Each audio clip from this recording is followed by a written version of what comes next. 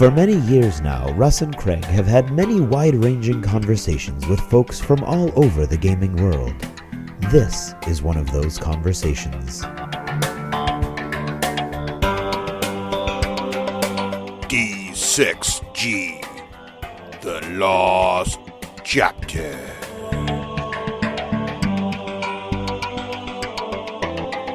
Say one thing for Dunkin' Donuts. Say they've got lots of donuts. Indeed. Look at all those.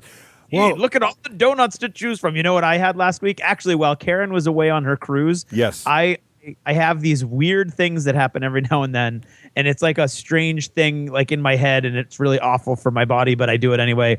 And last week was a donut binge. Ooh, what'd you have? Never in my life. Like I'm like, I'll eat a donut if it's there, but I don't seek out donuts. I could not drive by a Dunkin' Donuts last week without stopping in. And that included one night I went on a quest for a butternut crunch donut because 2 different places didn't have it. So I went to a third to get a butternut crunch donut. And by then I felt so entitled that I got 2. Well, the butternut... Give me 2 butternut crunch donuts. Actually, what they said was, I said, "Do you have a butternut crunch donut on the on the drive-through?" And they said, "We have 2." And I said, "I'll take them both. I'm buying you out. You can then resell them in other stores. You know, the butternut crunch donut is worthy of questing. It's quite a tasty treat. It is delicious. But chocolate glazed. I even went for several old-fashioned. Nice, good choice. Well, so tonight I'm not going to eat a donut. Good. Probably now you could though, because there's plenty left because we have no guests. It's just you and I here in Dunkin' Donuts tonight. It is. We did not want to spoil such an awesome read for anybody else. No, tonight is book club night, right? It is book club night, and we are not going to do any summaries. We've heard you, we agree with you. We agreed with you right out of the bat. So right out of the cage, crate, cave, whatever. We're assuming you've already read the First Law Trilogy by Joe Abercrombie. Yep. If you have not, just curious. If you've not, stop now because this is full. This isn't even like a few spoilers. We're going to tell you. We're going to talk to you like you know what happened and say, "Oh my God, can you believe that scene?" Right. The ending of this trilogy. Yes, I've been waiting so long to talk to someone about it. And every time I try to talk to anyone else who's read the book, Craig somehow walks into the room. Doesn't matter how far away he is. Doesn't matter where in the New England area I am. If I start to mention, "Can you believe the ending this part?" Craig will just appear magically and say, "Hey, I haven't read it." Up. Right. So, including, I overheard at one point, Logan, of course. I was like, oh, crap. Because they were talking about the end of the book, and they said, Logan, of course, and that's all I heard. And for the next book and a half, I was like, shit. Sorry. Crap. Logan, of course. Logan, of course, what? Logan, of course, dies. Logan, of course, kills somebody. Logan, of course, is the good guy at the end. I don't know. And any of those could be possibilities with damn Joe Abercrombie at the pen. Right. So let's get into this. Let's get into this, okay? So we're talking the First Law Trilogy by Joe Abercrombie, and of course, we always want to mention Stephen Pacey, the narrator, because he was awesome. Fantastic. The Blade itself was book 1 that came out in 2006. So these have been out for a while. I don't know why they suddenly lit like fire around here, but it was literally like wildfire, and all of a sudden everybody was reading them. Book 2, Before They Are Hanged, came out in 2007, and The Last Argument of Kings came out in 2008. Not to be confused with another dark fantasy writer of our high esteem who writes one book every like 5 or 6 years. Right. But okay, so and then there are standalone books, and for the record, they are Best Served Cold, written in 2009, The Heroes in 2011, and Red Country that came out just last year. Yes. So a lot of the things that there are a lot of charges that people make, and I hate it because it's nihilistic. I hate it because it's not really fantasy. I hate it because it's just too dark and black and mean and nasty and everybody's bad and blah, blah, blah, blah, blah. Right. So the very first place we would like to start is on Joe Abercrombie's own blog. Ooh. Where he actually wrote a little blurb about his own book and his own book series and why he wrote it. And so first a comment from him by way of a quick synopsis. It's the only synopsis you're really going to get, and an insight into his intent. I am now Joe Abercrombie. I wish. Nice. Epic fantasy. It's all the same, no? There's a grumpy wizard, a deadly barbarian, a jumped-up nobleman, and some feisty girl, more than likely. They're all engaged in a mysterious quest to bring that from there, and they're all made out of cardboard. Probably there's a dark lord of some kind involved. They talk like extras from a bad soap opera. They fight like extras from a bad cop show. Probably there's a prophecy and a farm boy with mysterious parentage. And if not a magic tower, then certainly a strange tall building of some kind. There'll be battles, there'll be intrigue, and I wouldn't be at all surprised if a magic sword came up somewhere along the way. I don't need to read that again.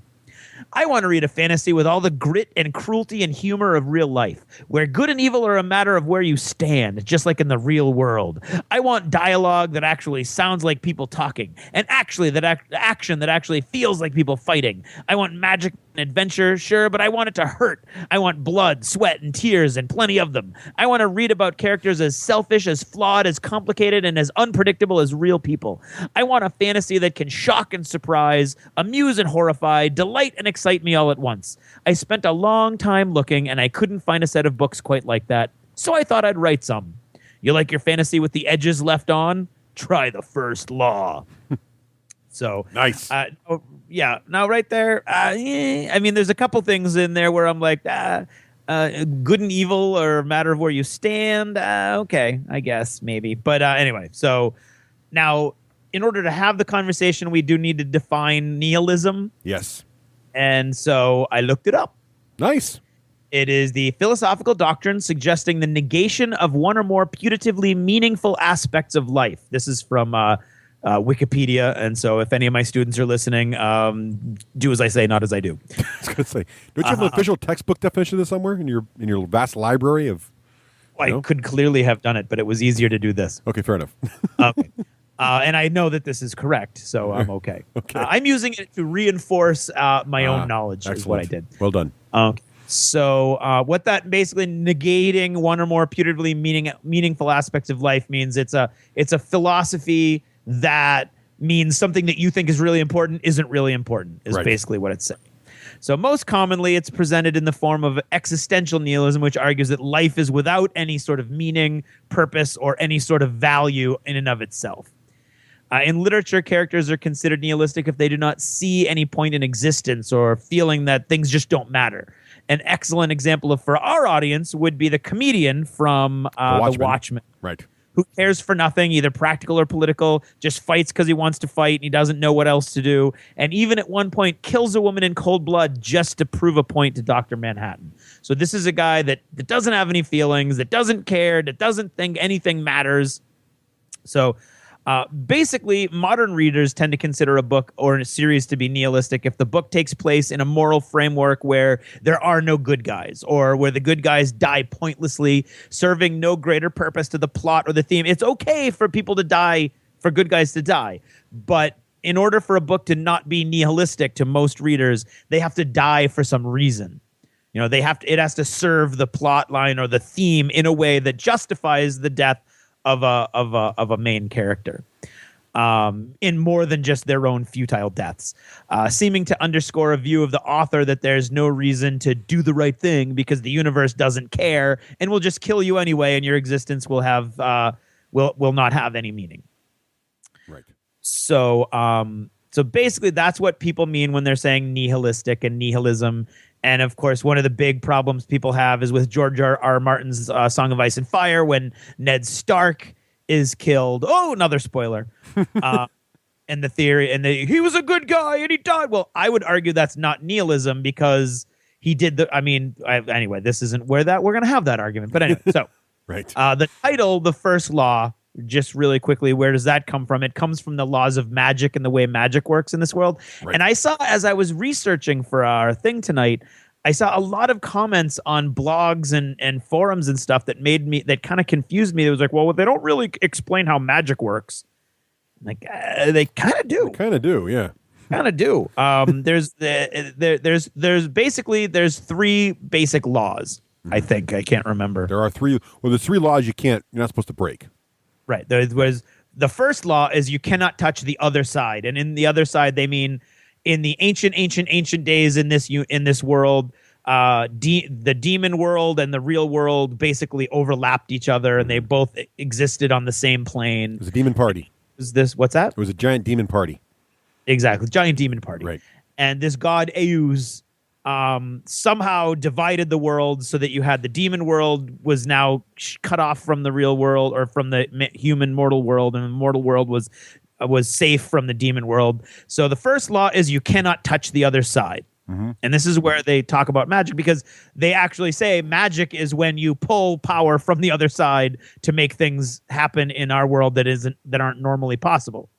And so there's an immediate problem there, which is brought up time and time again by the characters who know about magic, which is the first law is you can't touch the other side, the first law of magic, and yet magic is touching the other side. So there's an intrinsic problem right there. Yeah, the amount you touch the other side apparently is important. Is some kind of subtle rule about that. That's not. It's shades of gray. Shades of gray. Shades of gray. That's a different. Baez would say it was shades of gray. You know, you gotta fight fire with fire. There you go. Absolutely. Then law 2 is do not eat the flesh of man, which apparently makes you a kick butt magic dude. Not gonna lie. Yes. In this world, somehow eating the flesh of man basically causes your insides to turn to dust, so you don't feel any pain and you can't be hurt. You, however, develop a taste for it and you can't ever stop. Yep. And it gives you some other powers that are different from person to person. Some people become massive, amazing wizards. Others just become super killing machines. And then I think the third law is you shouldn't talk to or consort with demons. Demons pretty much always lie. Demons are liars, basically. That's right. Demons, and they are liars. They're liars. Never trust a demon. Never. So that's where the name comes from. So, is the first law nihilistic? Russ, what do you think? Where should we go with this? Well, can a law be nihilistic? Can a law actually be nihilistic? Because I think no, not the first law. No, I mean the book. Oh, the book. Oh, I see. Is the book nihilistic? Do you feel no? Well, were you satisfied by the endings? I like the endings of the book, of all the final ending of the third book. Right. Yeah. I didn't have any problems with what happened there. I didn't think that there were dark things that happened, but there were also light things that happened. I think I'm not sure. It felt like a nice complete ending, and yet it felt like there was more story to tell, which there is, because there's now 3 more books, and even though the exact stories don't continue, they kind of do, without spoiling anything. Yeah. And then he actually just signed a contract to write another trilogy. Excellent. Because I got to be very careful about the 3 books after this, because I know some of you haven't read those yet, including Craig. Right. I haven't. So I don't want to even mention anyone's names, because some of the characters do recur, and so I don't want to mention their names, because that would immediately tell you if they're going to live or die, or whatever happened. Or there's some question marks about who lived and died even at the end of the trilogy, and by mentioning names, I would then answer that for you, which would not be very exciting. That's so, true. Yeah, so there's all kinds of stuff going on there. But do I think it's nihilistic? Well, I never read books and say, well, is this book nihilistic? And if so, I'm going to hate it out of spite. On principle, I'm going to dislike this book because it is nihilistic. I look at it. Do I enjoy the book, and do I think that the point of view and are the characters internally consistent, and do they make sense with what they're trying to do? And I felt they did, and not only that, I didn't think the book was saying, and so when I think of nihilism, and I don't know it well, I'm glad you included the definition here so I can try to get my head around the right way to think of nihilism. I always thought of it as sort of the message was there's no point to morals, right? They don't do anything for you. I don't really think that was the message of this book.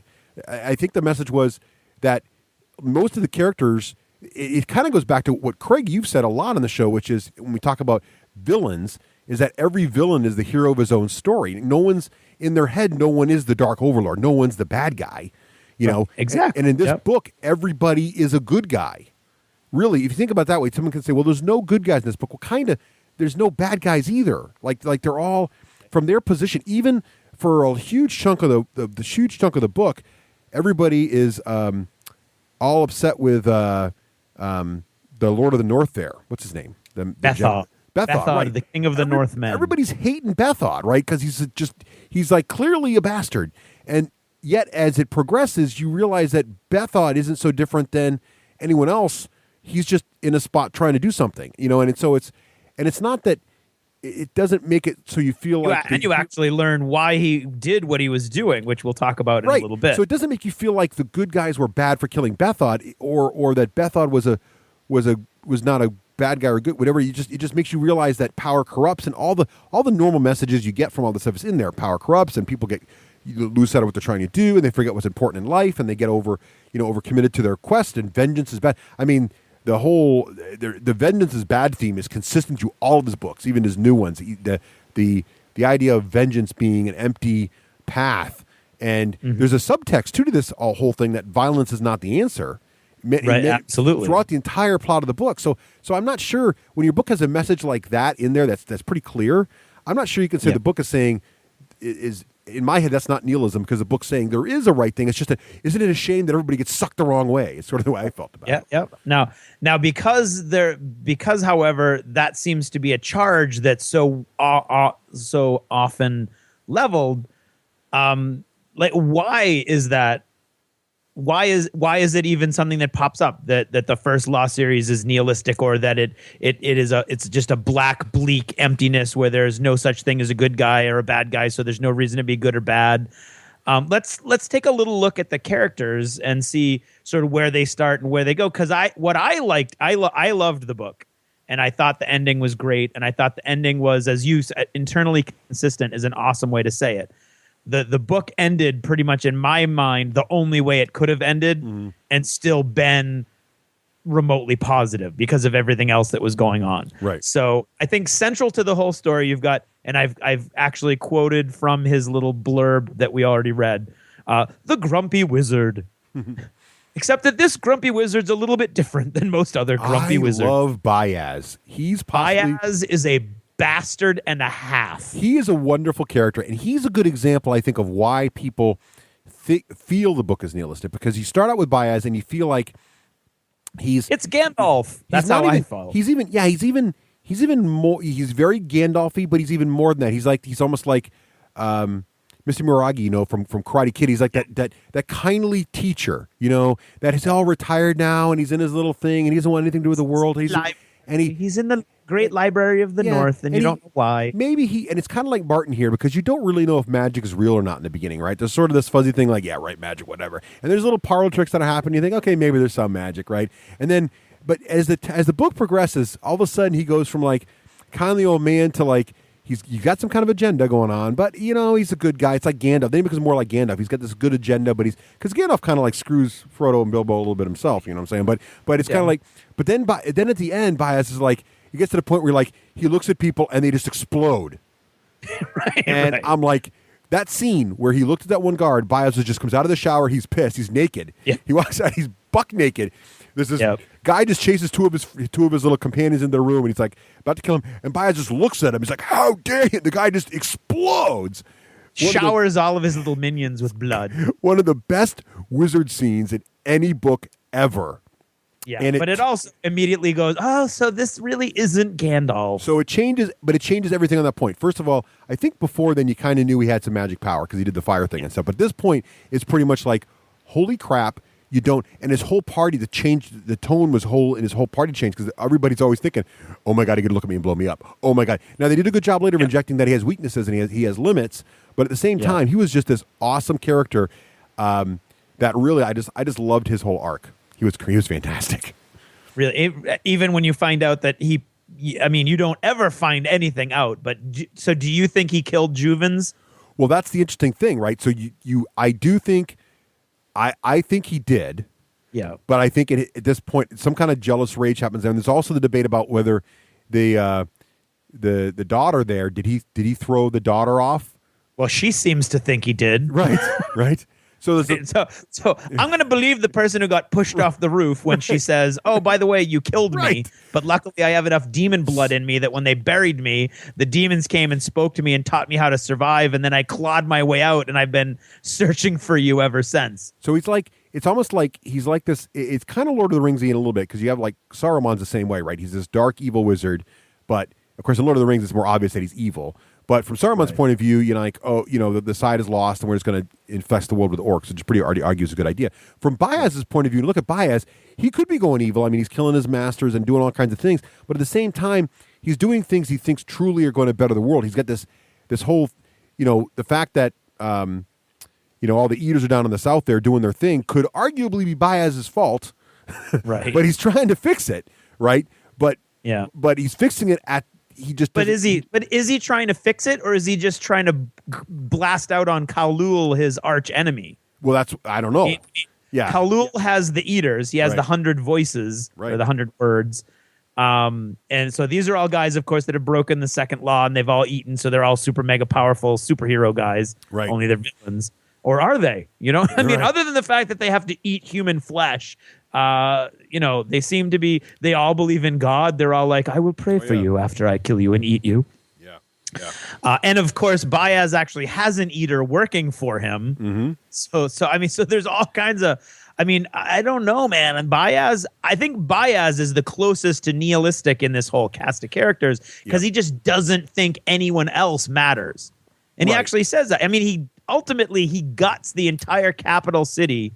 So Adjua basically is just wiped off the surface of the planet so that he can kill the 100 voices or the 100 words that come after him. Right? No, you're absolutely right. But I think the thing that's interesting about him, though, that makes me feel like I almost feel like he's at the point in his head where he's like godlike, right? He feels himself as a god. Absolutely, because he's removed everyone who actually is godlike. And what he's trying to do, he's trying to set the world up in his own way. I mean, he's got the bank there, Valiant and Balk, right? That's his bank. Valiant and Balk, and as you progress through this universe, you realize that Valiant and Balk is everywhere. Okay, they have their fingers in everything. In these 3 books, it becomes extremely obvious. It's even more obvious everywhere as the other 3 books progress. Yeah. And what's cool about the other 3 books though is what's the thing about these books is they're right in the main story. You're right there with Baez, all these key moments. You're right there when the new king's created. You're right there, all these things happen.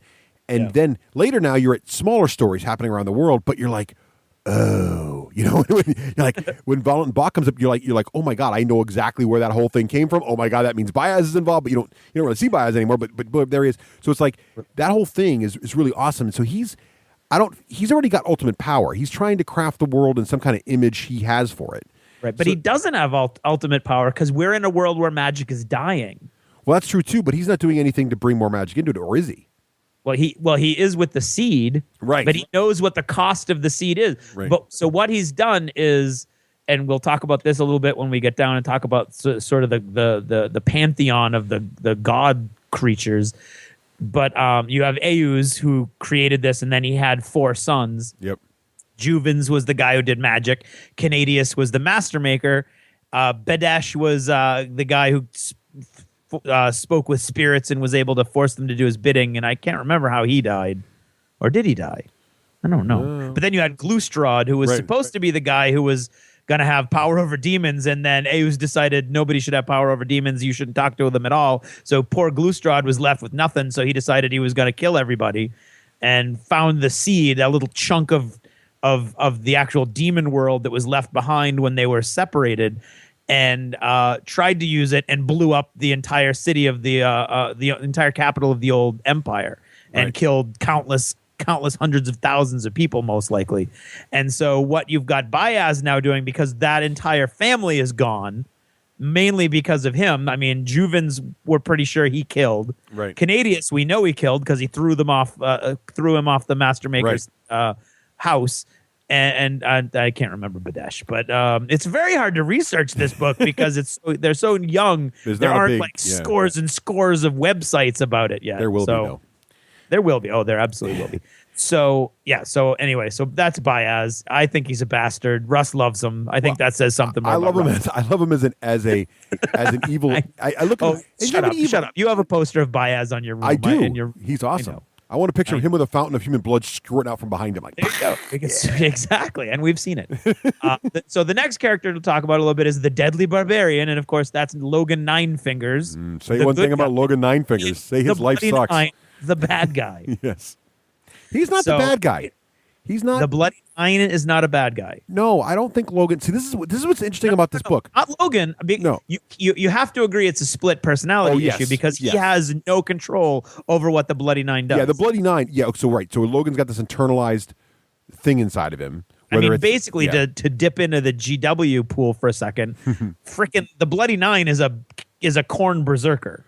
Well, as soon as he's fighting, he kills anything, friend or foe, because he is, and I quote, a servant of death. Yes, he's definitely when the Bloody Line takes over, right? Yeah, when the personality inside of him that's the Bloody Nine. We don't know if it's just a mental disorder personality or if it's like actually he's got a demon inside of him. Who knows what it is, right? But something takes over him and he just kills who's ever near him, and he literally killed one of his friends.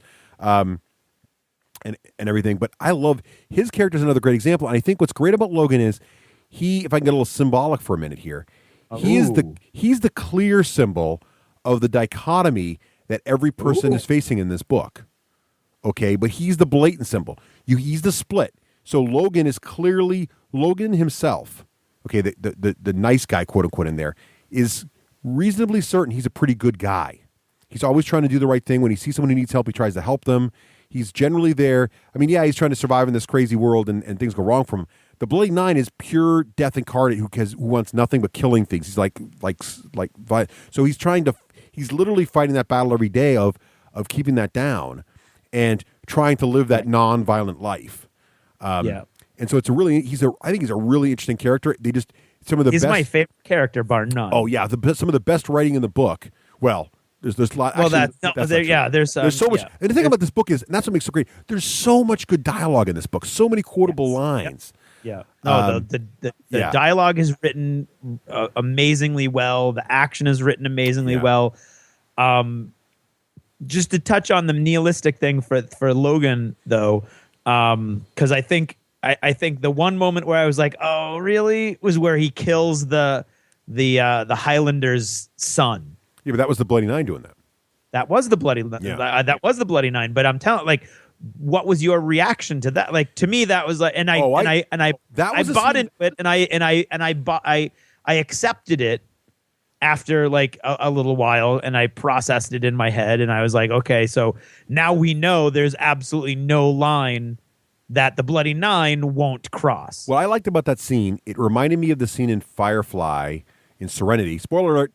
When Walsh dies, okay? Yeah. Because when the scene where he kills that kid, two things happen. First of all, Logan would never have done that. I just knew Logan would never do that. So that made it very, very clear to me. Because at that point, the Bloody Nine, when he show up, you weren't really sure if it was this total super personality or just he goes into this sort of like, fight or flight, kill mode, berserker rage kind of thing.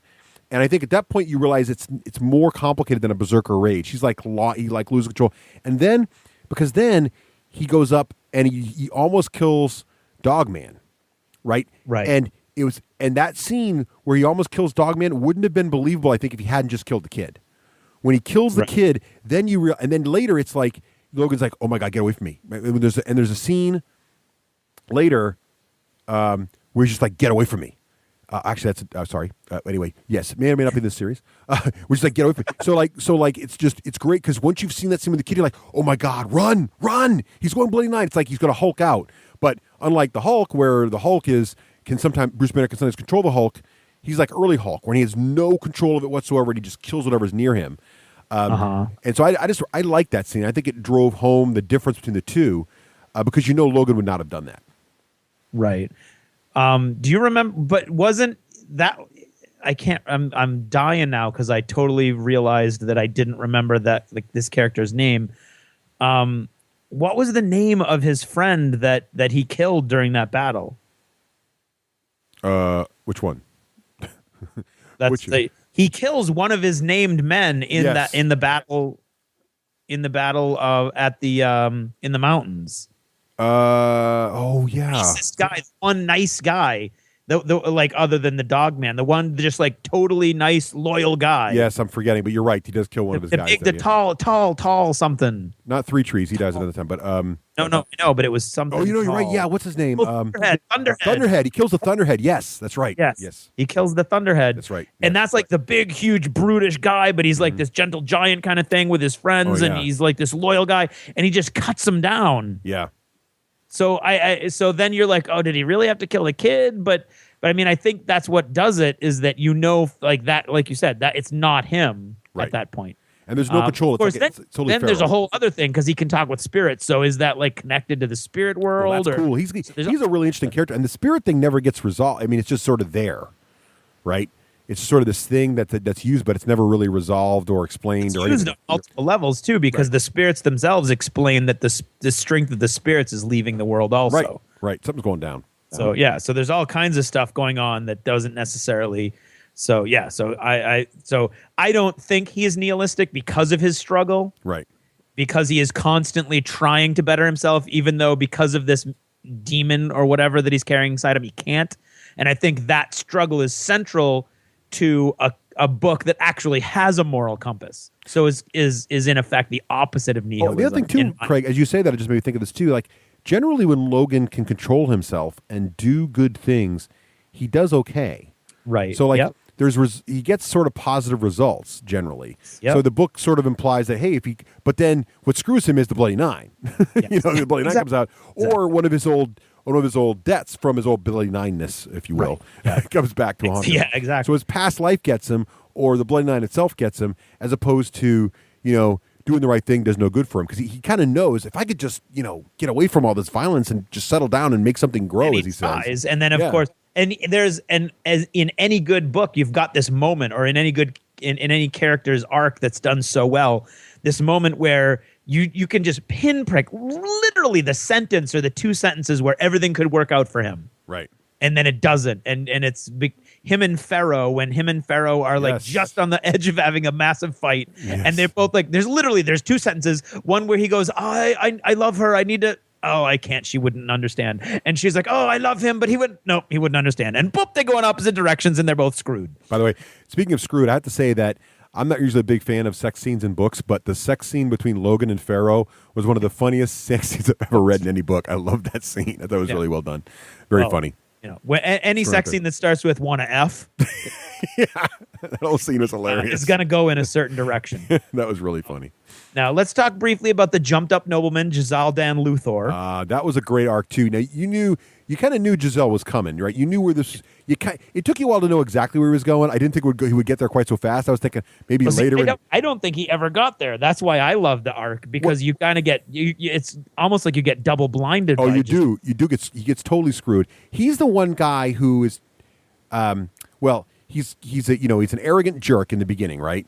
Yeah. And he turns himself around. He's sort of it's great because you're right, Craig. He looks like the classic sort of. He's not a farm boy, but he's following the farm boy arc, right? Where he's going from this jerk, not fully formed, dorky teenager, and all of a sudden he's going to mature and become this awesome noble. And it's looking like he's going to be this awesome noble leader. And Baez is obviously grooming him for something. It's totally blatant. It's right in the book saying, "Well, he started talking to me about what a leader never does this." So obviously Baez is grooming him for something, but you don't really ever see it coming as a puppet, right? It's like just puppet king, who, by the way, gets sad, pathetic, unhappy puppet king that doesn't get anything he wants. You don't get your girl. You don't get your. In fact, the guy he hates gets his girl, basically, pretty much. Yeah. And the key, another key thing to fight against the nihilism element is that he doesn't deserve any of that good stuff because Abercrombie is very careful at several different points to prove to you, oh, yes, he looks all noble now. Oh, watch how he acts. Like, put him in this situation and watch how he acts. Oh, he's still a coward. And put him in this situation and, oh, yeah, he's still completely shallow and wants to, have his cake and eat it too. I mean, he's a good man. Mm-hmm. Like, I mean, the only thing he enjoys doing is going out and helping find the people after Aju has been destroyed and trying to help rebuild his city. But he has no strength of character at all. Right. And so he really doesn't deserve any of these things that he thinks he does, which I thought it was brilliant writing, because you've got this guy who's like, oh, he's the shallow jerk. And at the end, he's like, oh, he's the king. He's done everything. But no, he's still a shallow jerk. He's just now it's almost worse because now he's smart enough to realize, and he actually comes to that realization because it's forced upon him. You are a coward. You will not do anything. Right. And so he's left with nothing.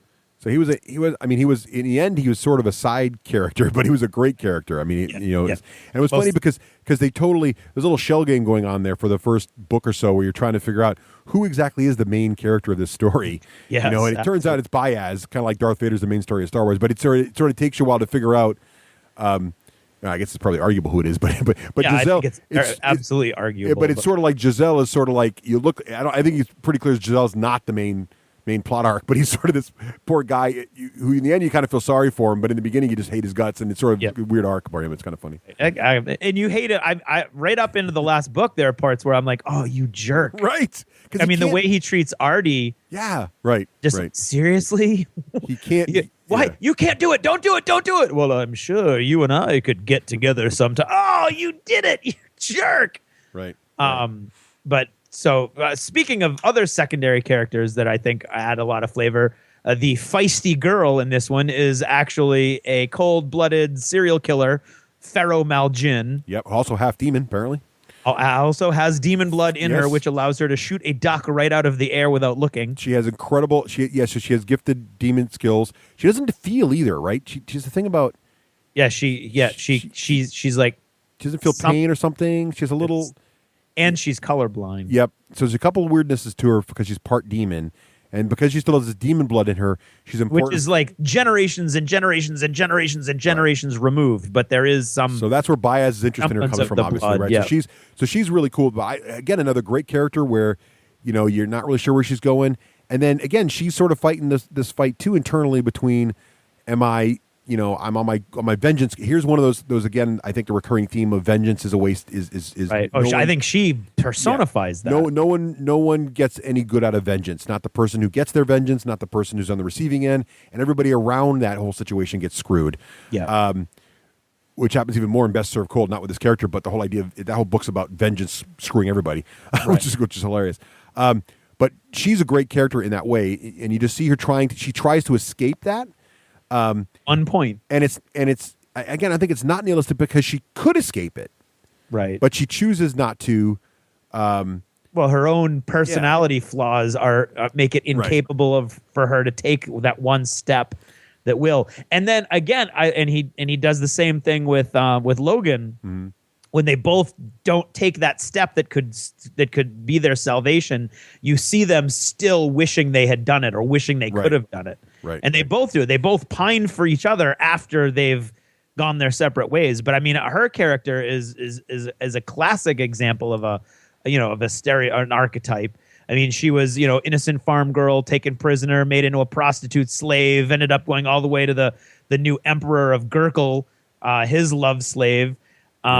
She literally slashes her own face open to take away her own value as a prostitute slave, and then escapes and now lives only to kill Gurkish soldiers. Right. So I mean, it's like, and that's all she's doing, and ultimately she commits to that when she's got the option. Oh, I could go after him, or I could stick with this guy and kill as many Gurkish as I can, and that's what I'm going to do. Yeah. So again, you've got these paths, and it's that personality flaw, that weakness that drives her into that one. Right. Then you've got the jumped up farm boy, Major Colum West. He's a great character too. He's an awesome character. He's interesting because at first he's the good guy, right? He's the guy. He's totally fine. Respectable, good guy. Farm boy made good. He's sort of that anti-nobleman thing because now he's in there. He's trying to be a nobleman, so he obviously wants to be a nobleman. But at the same time, here he's representing the people. He's all primed up, and then he goes and hits his sister. And as soon as he hits his sister, you're like, oh, you're a bastard. And then he's like fighting that though. And then he friggin' kills the prince. Right. Just because he's annoying. Basically he's annoying, so I just killed him. That's not true. Okay. Poor Colum doesn't have a love interest. He's struggling to do the right thing. He's put in all of these awful situations by the men above him. And then he meets this girl. Mm-hmm. And you know that he likes this girl. And he's trying to do the right thing, and he doesn't want to be mean, and he doesn't want to be presumptuous, and he's trying to get the stupid, nasty, gross, disgusting prince, who's a complete incompetent and got his entire army wiped out, across the frozen north to the rest of the Union forces so that they can regroup. And he goes down to see the bad guys and see if they can sneak through one area. When he comes back to the camp where the prince was supposed to be watching the girl, the prince is in the act of trying to rape the girl. Now, I'm glad you brought this up because this is where I think the book is clearly not nihilistic. Because, okay, so you've got a guy who's an officer, right? Yeah. He sees the prince about to rape a girl. The right thing to do is to stop it. He does stop it. Yeah. Okay, and he ends up getting so pissed off he kills the prince. Right. Okay, clearly wrong to kill the prince, but he's saving a woman's life, and the prince is a total jerk. Okay, so he kills the prince, doing essentially the right thing, trying to save the girl.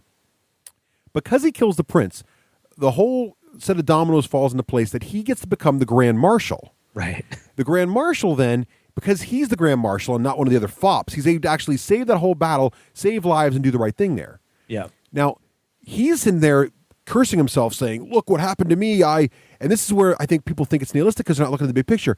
This character saying, look how much good came to me for doing wrong by killing the prince. How dare I kill my liege lord? What's that? And he's agonizing over it. But really, he did the right thing. Good came to him because he did the right thing. He saved a woman from being raped. So if you look at it that way, you know what I mean? Like it's not, none of it's black and white, which I think is what makes it such a fascinating read and such a complex read and such a fun read. Now, I can interpret it that way, and someone's going, no, Russ, it's totally because, and that's what's fun about this book. I think it's a great book to talk about because there's so many of those little things that happen that are just really wonderful. Now, about a character that you can talk about in many different ways. Oh, yes. I think possibly my it's him and Nine Fingers, and I go back and forth. I'm with you too, Sand. Oh man, you have the crippled former war hero turned torturer, Sand Dan Glokta. Oh, he's the best character ever. Guy's teeth is half been ripped out. One of his legs is almost completely useless. One of his feet has had all of the toes removed. Yep. The poor guy can't turn his neck without it popping, clicking, and then causing pain. And yet, at the same time, he is now a torturer. Yes. And the one of the many things I love about him is he's constantly asking himself, "Why do I do this?" Right. And he's exactly right. He's always frustrated by what by his situation, and he knows what he is, and he's sort of okay with it. Yeah. He's kind of like, oh, this guy's going to kill me. Well, sweet death might be kind of good right now. Right. Well, I guess well, I guess I had a good run. If you got to die, at least it's not the damn stairs that killed me, kind of thing. And it's just great. But what's also great about it is like he gets to this little thing where no good deed goes unpunished. So you can tell there's still this good sort of kernel to him. Yeah. What he did with Artie, right? Saving Artie from all that. He didn't have to do that. The easier thing for him to do was just to kill her. Yeah. But because he's friends with West and it's West's daughter. Ignore her, right? Well, when she was pregnant with it, she was supposed to kill her, right? Oh, right. Oh, yeah. She's pregnant with the king's son. He's got a bastard. Got to kill him. He didn't do that, and he actually took great pains and political risk to himself to tell the other person, "Go screw, and I'll kill you if you mention this is not actually my kid." So he does the right thing by Artie, which is again the right thing by Colonel West. Later Colonel West. He does the right. He generally even does sort of the right thing by Giselle, even though he hates him. Yeah. He does the right thing by the woman that helped him out in the city that burned. What's the name of the city? It's on here. It's on here. Yeah. Dagoska, the woman that helped him out there, who he caught and was going to kill. He let her go, which he then later regretted, right? But he's like, no good. But in the end, though, she did more good by coming back. So it kind of worked out, even though it didn't for him. You know what I mean? Like, so as a but he's still kind of a jerk because he's still torturing people, and he knows torturing people won't do any good. But he does good within the limits of what he can do, if that makes sense. Or the limits of his own personality at that point. I thought one of the most poignant moments in all three books is when he realizes that that Colum West is a friend. Yes. Like that whole thing, like, why didn't you, and he's got this isolation complex because he came back. He was a war hero. He went out. He did one stupid thing. He got captured. He was tortured for 2 years. He came home. No one wanted to have anything to do with him. Right. Nobody came to him. Nobody said, I'm sorry. He ended up like as an invalid at his parents' house. And then the only job he could get in the government was as a torturer. Yep. And so, and his one good friend, the one man who was beside him, and they grew up, they came up through the ranks together, Colum West, hadn't come. And then you find out that he came over and over and again and wrote letter after letter after letter. And it turned out because Colum West wasn't a nobleman, that Sandan Glokta's nasty mother decided that he wasn't good enough to be friends with her son, so never told her son any of this stuff happened. Yeah. So, I mean, that was just like, and that moment of, and I think that's a turning point for Sandan Glokta as well, because he's like, oh my God, I have a friend. And then he's like bending over backwards trying to do the right thing. Well, I think that's why he does the right thing for Artie too, is that all of a sudden he realizes that he's got a friend in the world. Yeah. And he's got a friend, and his friend asked him to watch out for his sister, and so he's going to live up to that pledge. Right. And that's why I think a lot of that stuff happened. So he can at least, in one little corner of the universe that is his world, he can say, I did the right thing by somebody. Right. And again, against the nihilism, it helped people. It helped Artie, right? It helped. So right now, it made things a little better for him. So it does do good. It's just that it's really hard to affect large amounts of good anyway. Yeah, and so those are basically the main characters. There's one side character I got injected in here, and that is he has a very small role, but the mercenary Koska. Oh, he's awesome. I love him. He's basically Nicomo Koska. Oh, he's basically a drunkard, but he's the leader of the Thousand Sword Mercenaries, and he's great because he constantly does whatever is possible to ensure that his men do as little fighting as absolutely possible, to the point where he'll switch sides depending on the money shifts hands. And it's great, but classic mercenary that the only thing you can count on is not being able to count on him. Right. It's just wonderfully done. He's a fantastic character. He's probably my favorite. He's the clearest character. The story's clearly not about him. He's just a side character, but he's a wonderful character, and definitely enjoy your time with him in these series because he may come back again. I'm just saying. Yeah, I've heard that.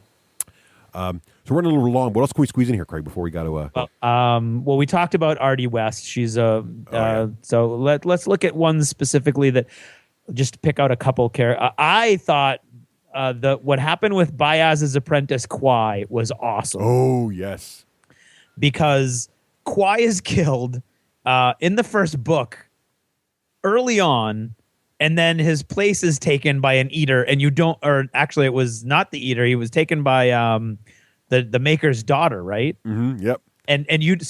So he has like the person that hates him most in the whole universe, right, is with him, and the only sign that it's not Kwai anymore is that Kwai starts to get more and more frustrated with Baez, rebellious, and more annoyed and frustrated by Baez. Until finally she admits, like, oh, remember, 5,000 pages ago when you found that half-eaten body outside your house? Right. That was Kwai. Yeah, it was oh my God. It was an awesome tie back, and it was great too because I don't know if you figured out that Kwai wasn't himself. I did not. And I was starting to get pissed at him because I felt like Kwai's character was inconsistent. Yeah. I'm like, why is he such a jerk to his master now? I mean, you didn't used to be. I mean, you didn't know him very long before he apparently died. I thought the impression I got was it's still Kwai, but that Kwai knew all of these secrets because over the course of that journey is when all of these things started coming out about Baez that you were like, I don't know if he's the good guy everybody thinks he is. And I thought what was happening was that Kwai was like, either coming to that realization also. That's what I thought too. But he glare and stuff, and I was like, it just felt a little wrong because in the beginning he was so. Subjugated by Baez, and now it makes total sense as soon as you said it. It's like, oh, that's awesome. And the great scene too is that Logan did all that work, right, to carry it back and everything. Yeah, just totally. But it was still Logan. Him then, though. Yes, I know, but Logan totally saved his life, only to have him be eaten, which was just fantastic. Kwai's like, oh, it was sad. I was sad.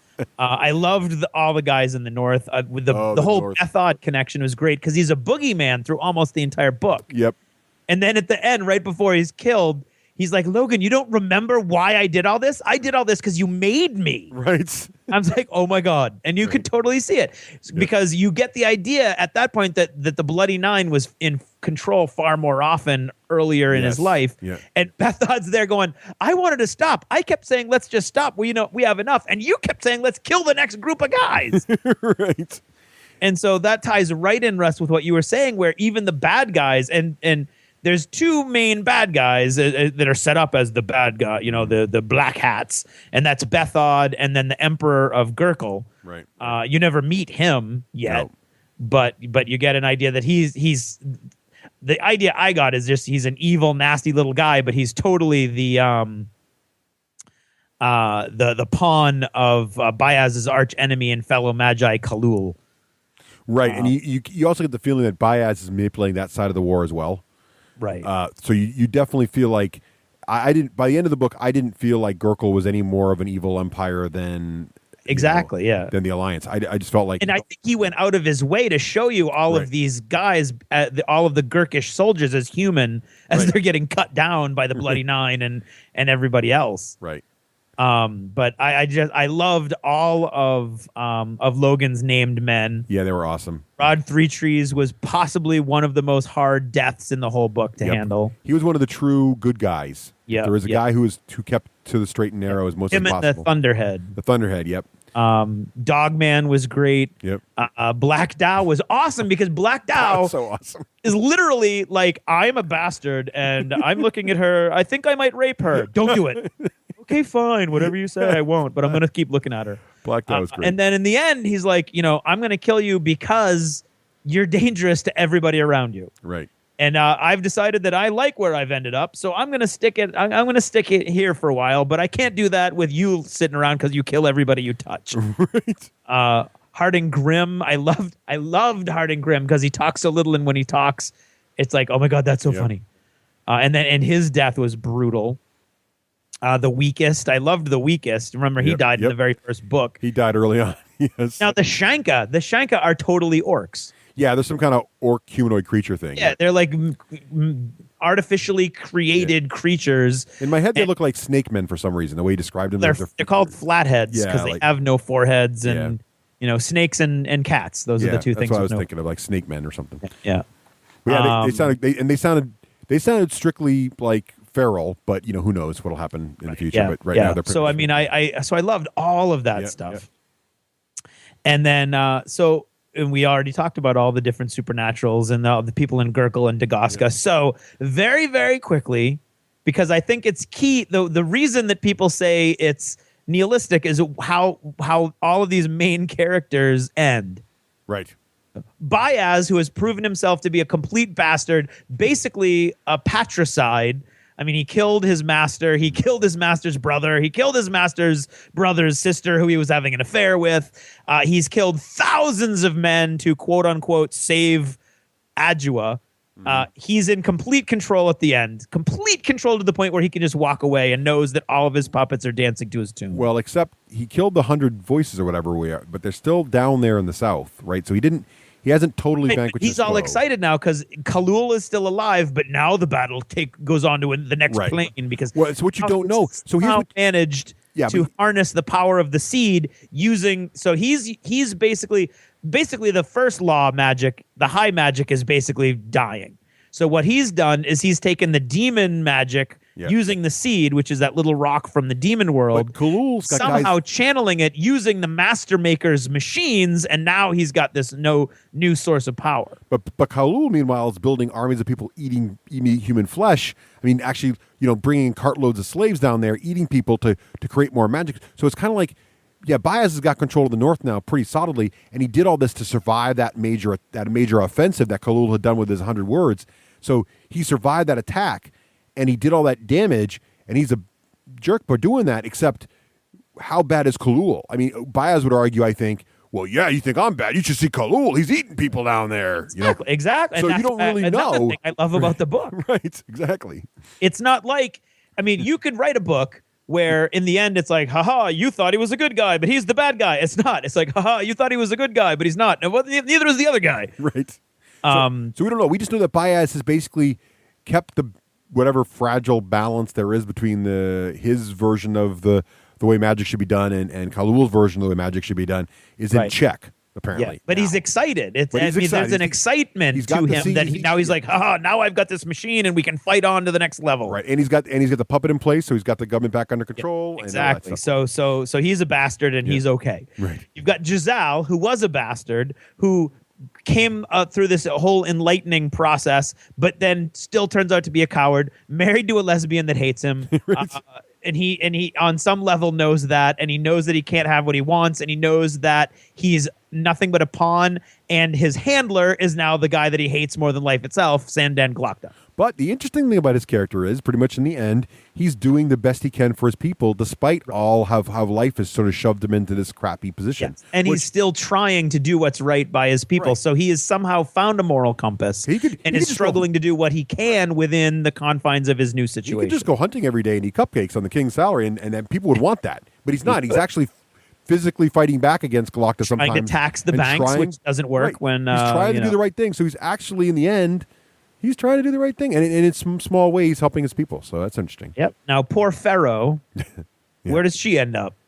Where does she end up? She just kind of south wanders off to the south to continue her vengeance path, right? Yep. That's her thing. Yep. So she's just lost. She's really no better off than she started. And she knows now she's unhappy. She's unfulfilled. she had a chance at something good with Logan, and she turned her back on it. So she's basically empty. You've got West. Now, this demon technology we didn't even touch upon is basically radiation for all the good it does anybody nearby. Yep. So all these people are getting sick, and they're throwing up, and they're losing their hair, and they're falling apart, and they're dying in a matter of days. Poor Colum West, who, other than killing the prince, does nothing but good for everybody, has got this wasting sickness, and he's dying. Okay, we don't know if he does. He's not dead by the end of the book, so he might pull through, but he's in no good shape. He's like his friend Glocta now. He's living a life of crippled. In fact, he's actually paralleled to Glocta in one of the last scenes where he goes to visit him, and he's in a cane, and he can't talk because he's losing his teeth. Well, I think the moral was sort of the same. Like Glocta went on this first early crusade, right, and was young and beautiful and awesome swordsman, and came back from that war, crippled. And then West did the same thing. He did his big, glorious campaign up north, did his thing, came back from that war, essentially helped save the city, and now he's crippled. Kind of thing. Yeah, but he does not end happy. No, he's not in a good position. No. Then you've got Glocta. Now Glocta, I think he ends pretty happy. He doesn't like being under Baez's thumb, though, at all. He does not like that. But I mean, he's basically leading the entire country. Yep. He's the guy who dictates to the king what he can and cannot do. Right. He's married to this beautiful girl that he's always noticed and always not pined for, because when he was still a beautiful guy and she was a girl, he was a womanizer. So but he has feelings for her. I think you can't fight against. Right. And so, other than the fact that he doesn't like being under the thumb of Baez, he's got it pretty good. He took his old boss's job, and he's got it pretty good. So Glocta's done pretty well for himself. Yeah. He's done some horrible things along the way. Yeah. Probably more horrible things consciously than any of these other characters. Right. Which I think is again another reason that people might make the charge of nihilism. But here's the interesting thing about that too, because here you got a guy who came out of his war. He went into the war a hero, a ladies' man, pretty much whatever he wanted he had, right? Comes out of the war. He's been tortured for however many years. He's crippled. He, by all rights, should be just, living on the street, asking for coins, and just be, completely depressed about himself. He's pushing on every day, despite his morning is like drink gruel. He pushes on through all this stuff, pushes on from the fact that then even more impossible things happen. He gets sent to save an impossible city, which he does as best he can. He then comes back. He gets put in a position of between two powerful leaders that he can't possibly win. So he goes to a third and makes that all work out. And he gets through all of that, and his position gets better. So here's someone who actually did all that stuff. Yes, he did many, many things that were wrong, but he also tried to do it the best way he could, and he ended up doing some good. And he's at least a reasonably sane individual in charge of this crazy city. Much better than the people they had in charge before it started, I think. That's true, yeah. So it's sort of interesting. Yeah. No, I think it's it is very much the books are very much sort of like a laboratory of morality. Yes. So you can see all the interplays of all these different levels of morality. And as Abercrombie says himself in that little blurb, good and evil is a question of where you're standing. Right. Ironically enough, though, I don't think Glocta ever thinks of himself as good. No, he doesn't. He knows he's doing the wrong thing, but he's thinking, if I do the wrong thing, maybe the right thing will come out of it. He knows, he's doing wrong, but he's doing the best he can. And then finally, let's finish with Logan and where he ends up, which I think the main hint of people who are agonized by the end of the book is missed by the fact that the very first chapter of the first book is called Endings, and the very last chapter of the last book is called Beginnings. Yes. Because the exact same thing is happening to Logan. I love this. I call this a bookend ending. It's a perfect bookend ending. It's a bookend ending. Yeah. He is not dead. Right. There's no way he can be dead unless you're going to just give up this structure that you've just spent 3 books building, which is this bookend. Yeah. No, I just think it's ridiculously elegant the way that he's done that. Is at the very beginning of the first book, he's falling off a cliff. He's been chased by Shanker. He lands in a river. He thinks he's dead. he wakes up, or he gets out of the river. At the very end of the third book, he's fighting against Black Dow and all of his men. It's not the Bloody Nine now, so all of the superpowers that have been, the super fighting abilities that have made him take on the Feared and allowed him to do all of these amazing things, he's kind of been abandoned by that element of himself. Has he been abandoned, or is he trying to get out before it kicks in? Well, I think that I don't. I didn't get jumps out the window, right? So I felt like he decided he wanted out before that happened. Right, or on his own terms. Yeah, like I don't think he wanted to kill all these guys because I think he didn't want to be king. Right. Like that wasn't, and basically if he killed them all, he was going to be king. Yeah. And I think he was also afraid of the Bloody Nine. So I think I don't know if he was abandoned by the Bloody Nine so much as he was just, I want to get out of here before I kill all these guys. Okay. Yeah. Maybe. No, yeah. What I meant was though that it was himself. So he. Yes. Another thing that I've seen all over the forums today as I was preparing for this was this is ridiculous. The guy who killed the Feared would have no problem taking out those 3 guys. Oh, he could. And like he's trying his best, but he was the Bloody Nine when he was fighting Fergus the Feared. Right. I think he could kill him. I think the thing is he didn't want to kill him. He's done. He's trying to be done with killing. He's trying to be done with killing. And I love here's the part where I guess the nihilist guy could have a point. If you think about the bookend for a minute, the bookend idea. So beginning of the book, he starts off, he's fallen off a cliff. Yeah. End of the book, through all of his trials and tribulations, he's right back where he started, falling off a cliff. Right? So Logan's life has gotten no better or worse than when it began. He's just fallen off a cliff, which I loved.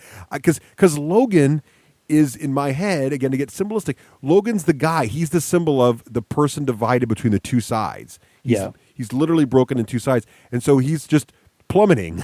He's falling in those two halves, trying to get it back together again. And so when he lands, just like in the beginning of the book, he tries to fix it all. So we're going to find out what happens when he lands again. Is he gonna start over? Is he gonna have a new beginning? Is he gonna fix it this time? Is he gonna go to try and make things grow? Is he gonna become the Bloody Nine again? That's why you have to read more books to find out. Mm-hmm. Assuming he's in there, he may not even be in there. Maybe dead. He could be. He could be dead. But I hope not. I know the answer, but I can't tell you. Oh, great. All right. Yeah. So, well, that's the first Law trilogy by Joe Abercrombie. Hopefully we covered the cool stuff and had a conversation about the stuff that you guys are interested in and stayed away from most of the plot stuff and just reiterating things that were going on. I like talking about it. I was great. I couldn't wait to talk to you, Craig, about this. I'm so glad we got a chance to sit down and talk about it because I really wanted to share the thoughts. And I'm glad, and hopefully listeners out there, send us your emails. Let us know your favorite parts of the book, what you like, what you didn't like. Did we get it right? I love talking about these books. They're so good. About this on the DACA discussion board too. Yeah, I love these books. They're fantastic, and I love talking about them. So I was very, very happy. I was terrified as I was reading along, and people were like, "Oh, you just wait. I was like, "Oh my God, it's just not going to matter." And it was very funny because it was not like a yay happy ending. But it was an ending that was so perfect for everything else that had come before it. And it gives you just enough, it gave me just enough, and everybody's different. So maybe I know there are people out there that are unhappy with the ending. But it gave me just enough, there was just enough positive stuff at the end and not quite enough negative stuff to overset it that I was like, okay, I'm satisfied with this ending. Yeah, that's the way I felt. I loved it. I thought it was great. I thought it was an extremely well crafted. And I love that Logan was falling off a cliff at the end. Because I immediately got the reference to the beginning of the book, and I was like, at the beginning of the first book, and I was like, that is just perfect for who he was. And he's just a perpetually screwed guy, and I love that part. I love that about Logan. Absolutely. Say one thing about Logan line figures. Say he's perpetually screwed. He knows how to plummet off a cliff. Bye-bye.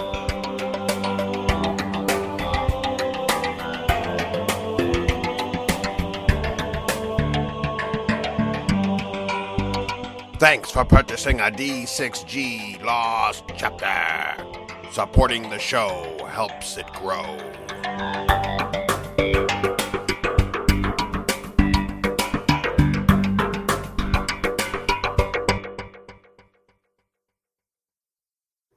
Say one thing for Logan Ninefingers. Say he's a survivor.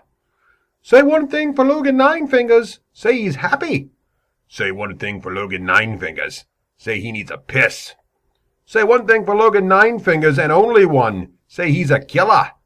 Say one thing for Logan Nine Fingers. Say he's in pain. Say one thing for Logan Nine Fingers. Say he's stealthy. Say one thing for Logan Nine Fingers. Say he's a fighter.